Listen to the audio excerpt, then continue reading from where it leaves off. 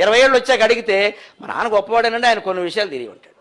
అందుకని 30 ఏళ్ల తండ్రి గురించి నేను అభిప్రాయం చెప్పబోయాయంటే ఏదో పల్లెటూళ్ళు వాళ్ళంతా ఫూలిష్ నేచర్ అండి. మా నాన్నగారు అలా పోస్ట్ మాస్టర్ గారు ఉండిపోయారు.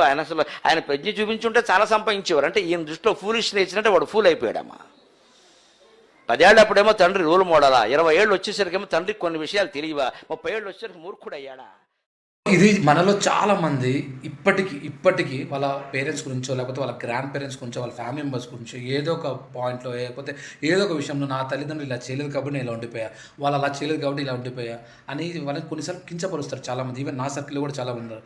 నిజం ఏంటంటే మిమ్మల్ని పుట్టించడమే వాళ్ళు చేసిన గొప్ప పని. దాని తర్వాత మీరు ఏ పని చేసినా అది మీ చేతుల్లోనే ఉంటుంది. అది మీ కర్మ, దాని మీదే ఆధారపడుతుంది తప్ప అదేదో వాళ్ళేదో మీకు చెయ్యాలని చెప్పి పెట్టాలని చెప్పి ఉండాల్సిన అవసరం లేదు. కొడుకైనా కూతురైనా మీ బాధ్యత ఏంటంటే మీ తల్లిదండ్రులను గౌరవించడం. మీరు ఎలాంటి సిచ్యువేషన్లో ఉన్నా, మీరు బురదలో ఉన్నా, లేకపోతే మీరు గొప్ప స్థాయిలో ఉన్నా వాళ్ళని ద్వేషించకూడదు, వాళ్ళని ప్రేమించడమే మీరు చేసిన పని తప్ప ఏదో వాళ్ళ నుంచి మీకు ఏదో వచ్చేసింది అది రాలేదు అని చెప్పేసి వాళ్ళని కించపరచడం, తప్పు చేయడం చాలా తప్పు.